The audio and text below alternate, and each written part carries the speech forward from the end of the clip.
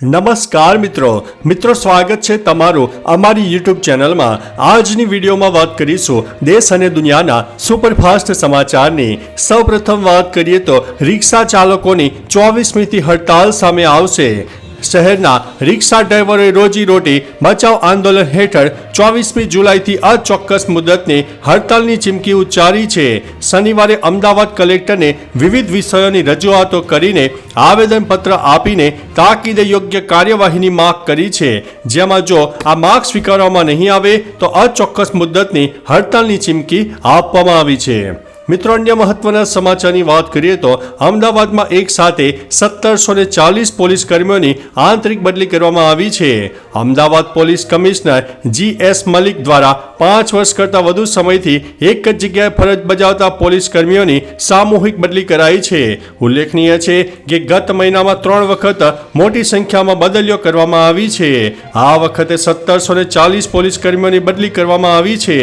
આગામી દિવસોમાં કેટલાક પોલીસ સ્ટેશનના વિવાદાસ્પદ પીઆઈ અને પીએસઆઈની બદલી થાય તેવી શક્યતા પણ સેવાઈ રહી છે। મિત્રો, અન્ય મહત્વના સમાચારની વાત કરીએ તો વિવાદિત નીટ રિઝલ્ટમાં રાજકોટે આખા દેશનું ધ્યાન ખેંચ્યું છે। એનટીએ દ્વારા જાહેર કરવામાં આવેલા national eligibility cum entrance test એટલે કે નીટના રિઝલ્ટથી રાજકોટ દેશભરમાં ચર્ચાનો વિષય બન્યું છે, જેમાં રાજકોટના આરકે યુનિવર્સિટી સેન્ટર પર 12 વિદ્યાર્થીઓને 700થી વધુ માર્ક્સ મળ્યા છે, જ્યારે 115 વિદ્યાર્થીઓને 600થી વધુ માર્ક્સ મેળવ્યા છે। વિદ્યાર્થીઓના આવા સરસ પરિણામના પગલે હાલ દેશમાં તેની ચર્ચાઓ થઈ રહી છે। મિત્રો, અન્ય મહત્વના સમાચારની વાત કરીએ તો લ્યો બોલો, મોલમાંથી ખરીદેલ ગોળમાંથી જીવાતો નીકળી છે। રાજ્યમાં એક બાદ એક વસ્તુઓમાં જીવાત કે પછી ઘરોડી નીકળવાની ઘટનાઓ પ્રકાશમાં આવી રહી છે, ત્યારે હવે ગોળમાંથી જીવાત નીકળતા ગ્રાહકો પરમાં શોકનો માહોલ છવાઈ ગયો છે। પાદરા એપીએમસીના પૂર્વ ચેરમેન ભાસ્કર પટેલે વડોદરાના ઓસિયા મોલમાંથી ગોળ ખરીદી કરી હતી। ઘરે જઈને તેમણે ગોળનું પેકિંગ ખોલતા તેમાંથી જીવાત નીકળી હતી। આ અંગે મેનેજરને ફરિયાદ પણ કરી છે। મિત્રો, અન્ય મહત્વના સમાચારની વાત કરીએ તો સ્ટુડન્ટને જી અને નીટ માટે ટાટાનો સહારો લેવો પડ્યો છે। અમદાવાદ જિલ્લામાં એન્જિનિયરિંગ કે મેડિકલમાં ભણવા માંગતા વિદ્યાર્થીઓના સપના સાકાર થઈ શકશે। લાખોની ફી ચૂકવ્યા વગર સાયન્સના સ્ટુડન્ટ્સને જોઈન્ટ એન્ટ્રન્સ એક્ઝામ એટલે કે જી અને national eligibility cum entrance test એટલે કે નીટની તૈયારી કરાવાશે। અમદાવાદ ગ્રામ્ય ડીઈઓની સરકારી અને ગ્રાન્ટેડ સ્કૂલોમાં ધોરણ 11 અને 12માં કોચિંગ આપવામાં આવશે। મિત્રો, અન્ય મહત્વના સમાચારની વાત કરીએ તો મહારાષ્ટ્રની લૂંટેરી દુલ્હને 2 લાખ રૂપિયા પડાવ્યા છે। જામનગર શહેરમાં કલર કામ કરતા શ્રમિક યુવાન મહારાષ્ટ્રની લૂંટેરી દુલ્હનનો શિકાર બન્યાની ઘટના સામે આવી છે। લગ્નની લાલચ આપીને લૂંટેરી દુલ્હન અને 3 મહિલાઓ સહિત 5 શખ્સોએ 2 લાખ રૂપિયા પડાવી લીધા છે। જોકે અઠવાડિયા પછી યુવતી પિયર જવાનું કહીને પરત ન આવીને છેતરપિંડી અને વિશ્વાસઘાતની કર્યાની પોલીસ ફરિયાદ નોંધવામાં આવી છે। મિત્રો, અન્ય મહત્વના સમાચારની વાત કરીએ તો ગુજરાતના માથે વધુ એક સિસ્ટમ સક્રિય થતાં હવે ટેન્શન વધ્યું છે। ગુજરાતના માથે ચોથી સિસ્ટમ પણ સક્રિય થઈ ગઈ છે। હવામાન વિભાગે આગાહી વ્યક્ત કરી છે કે ચોથી સિસ્ટમ સક્રિય થતાં રાજ્યમાં ભારેથી અતિભારે વરસાદ પડી શકે છે। અમુક વિસ્તારમાં 7 ઇંચ જેટલો વરસાદ પણ ખાબકી શકે છે। જોકે હવામાન વિભાગની આગાહી પ્રમાણે સૌરાષ્ટ્રમાં ભારે વરસાદ વરસી રહ્યો હતો, જેના કારણે રસ્તાઓ બેટમાં ફેરવાઈ ગયા છે। અનેક લોકોના ઘરોમાં પણ પાણી ઘૂસી ગયા છે, જેથી ભારે મુશ્કેલીનો સામનો કરવો પડ્યો છે। મિત્રો, અન્ય મહત્વના સમાચારની વાત કરીએ તો નેમ પ્લેટ વિવાદ પર બાબાનું નિવેદન સામે આવ્યું છે। કાવડ યાત્રાળુઓની આસ્થાની પવિત્રતા જાળવવા માટે રાજ્યભરમાં કાવડ યાત્રાના માર્ગો પર આવતી તમામ દુકાનોના માલિકોને નેમ પ્લેટ લગાવવાનો આદેશ આપ્યો છે।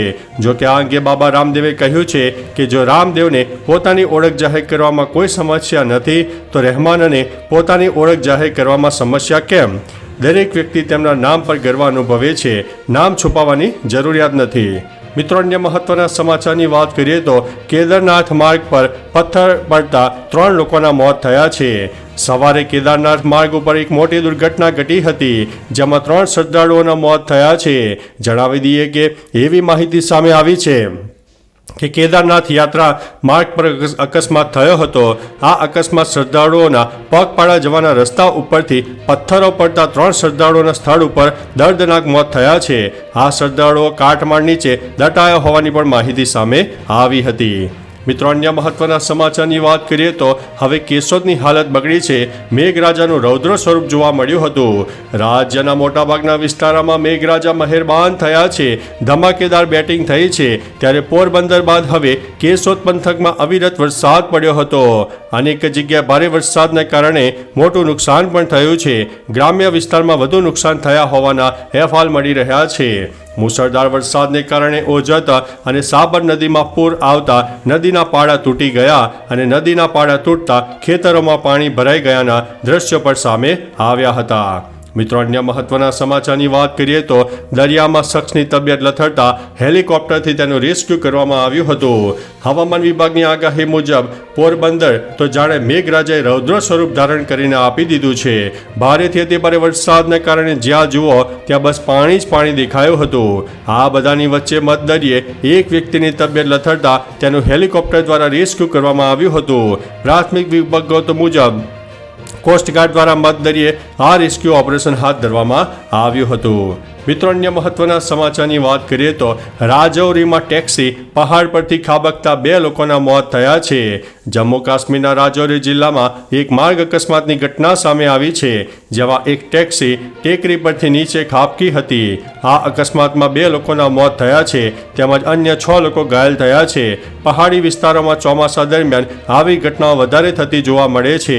આ પહેલા કેદારનાથ પર મોટી દુર્ઘટના સર્જાઈ હતી, જેમાં 3 શ્રદ્ધાળુઓના મોત થયા છે. તો ચાલો મિત્રો, ફરીથી દેશ અને દુનિયાના સુપરફાસ્ટ સમાચાર લઈને મળતા રહીશો. ત્યાં સુધી અમને રજા આપશો. નમસ્તે.